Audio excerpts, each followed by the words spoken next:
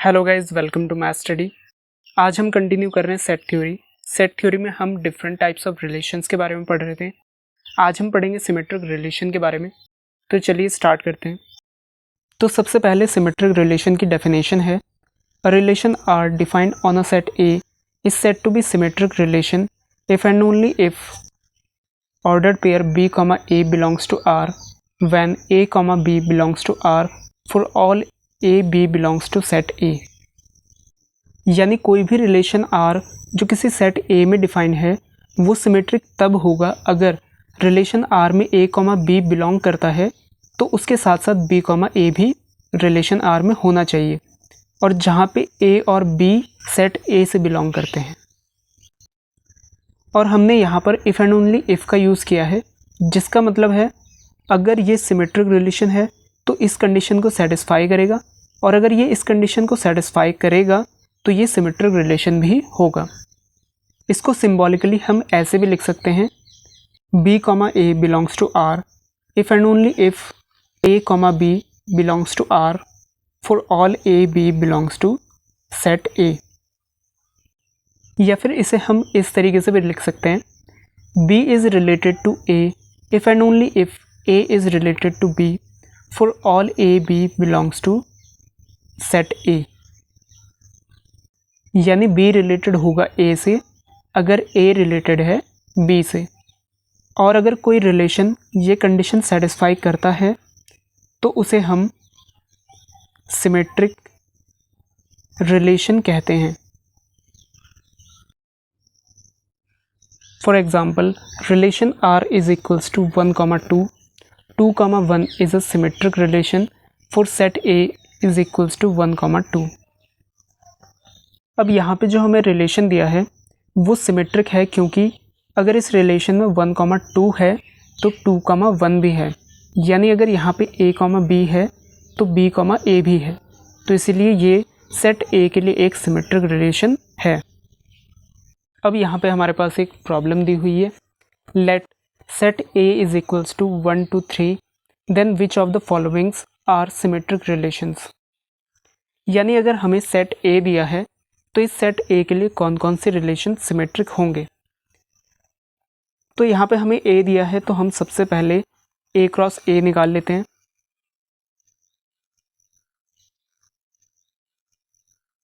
तो ये हमारे पास A क्रॉस A हो जाएगा।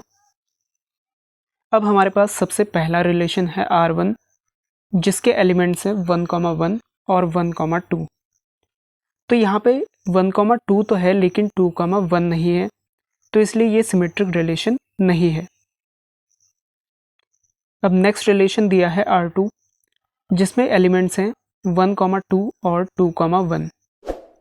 तो यहाँ पे 1,2 और 2,1 दोनों हैं, इसलिए ये एक सिमेट्रिक रिलेशन है। नेक्स्ट है R3, जिसमें एलिमेंट है 1,1। तो इसमें A, B का कोई मतलब नहीं है, क्योंकि अगर हम इसे A, B माने तो इसका B, A भी 1,1 ही होगा, तो इसलिए ये जो है एक सिमेट्रिक रिलेशन बन जाएगा।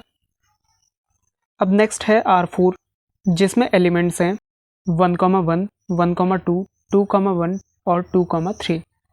अब यहाँ पे 2,3 तो है लेकिन 3,2 नहीं है, इसका मतलब है ये सिमेट्रिक रिलेशन भी नहीं है। अब है रिलेशन R5, जो इक्वल टू है 5।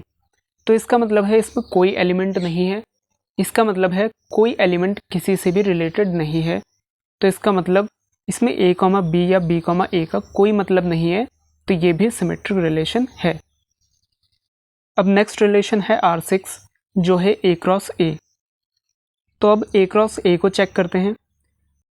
तो यहाँ पे 1,2 और 2,1 दोनों हैं, 1,3 के साथ 3,1 भी है, और 2,3 के साथ 3,2 भी है, और बाकी एलिमेंट्स 1,1, 2,2 और 3,3 के लिए वो खुद ही प्रेजेंट हैं, तो इसीलिए ये भी एक सिमेट्रिक रिलेशन है। अब नेक्स्ट टॉपिक है total number of symmetric relations, यानी किसी भी सेट के लिए कितने सिमेट्रिक रिलेशंस बन सकते हैं। तो चलिए देखते हैं। Let cardinality of set A is equals to n, then total number of symmetric relations is equals to 2 raise to the power n multiply n plus 1/2।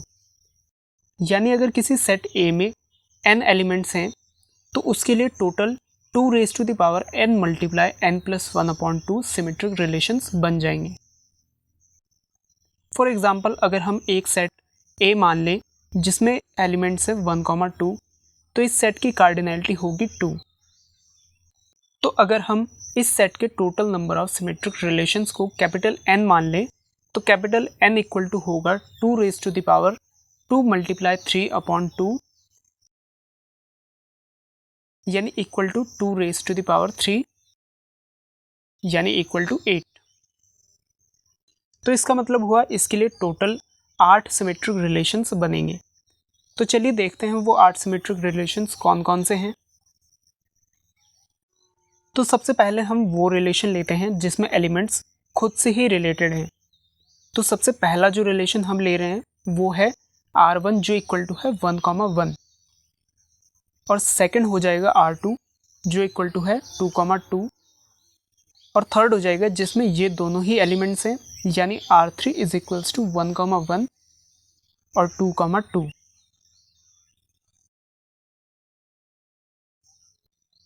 अब R4 हो जाएगा हमारे पास 1, 2 और 2, 1 क्योंकि अगर यहाँ पे A, B है तो इसके साथ B, A भी है तो ये भी सिमेट्रिक है। अब R5 में हम इसके साथ 1, 1 भी ले लेते हैं तो R5 इक्वल टू हो जाएगा 1, 1, 1, 2 और 2, 1। अब R6 में 1, 1 की जगह पे 2, 2 ले लेते हैं तो R6 इक्वल टू होगा 2, 2, 1, 2 और 2, 1।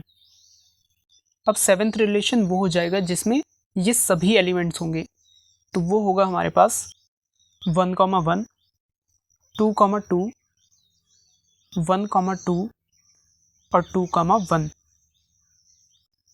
अब इन सब के अलावा एक और लास्ट रिलेशन है जो सिमेट्रिक भी है तो वो लास्ट रिलेशन है 5 तो R8 इक्वल टू हो जाएगा 5। तो ये सभी रिलेशन सेट A के लिए सिमेट्रिक हैं और फॉर्मूले के अकॉर्डिंग भी ये टोटल 8 ही रिलेशंस आए थे तो इसका मतलब है ये फॉर्मूला वेरीफाई हो जाता है। तो आज की वीडियो के लिए इतना ही। आई होप सो ये वीडियो आपके लिए हेल्पफुल रही होगी।